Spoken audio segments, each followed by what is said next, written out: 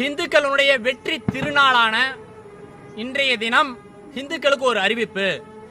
நம்முடைய முன்னோர்கள் இந்த நாட்டில் தொடர்ந்து தங்களது உரிமைகளையும் தங்களது கலாச்சாரங்களையும் பாதுகாப்பதற்காக போராடினாங்க.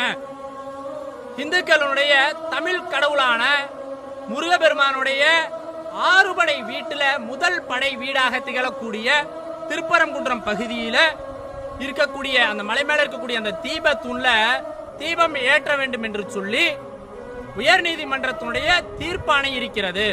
ஆனால் அந்த தீர்ப்பை அவமதிக்கக்கூடிய வகையிலே இந்துக்களுடைய நம்பிக்கைகளை இழிவுபடுத்தக்கூடிய வகையிலே இந்த தமிழக அரசாங்கம் செயல்பட்டு கொண்டிருக்கிறது. இந்த நாட்டினுடைய கடைசி நம்பிக்கை நீதிமன்றங்கள்.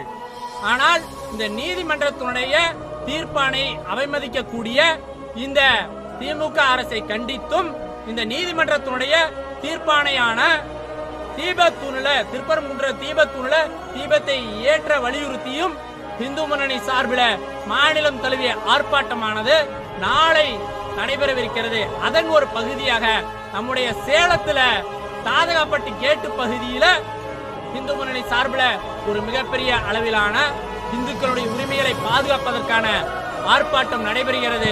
இந்த ஆர்ப்பாட்டத்திலே அத்துணை இந்து சொந்தங்களும் ஆன்மீக பெரியவர்களும் தவறாமல் கலந்து கொள்ள வேண்டும் என இந்து முன்னணி சார்பில் கேட்டுக்கொள்கிறோம்.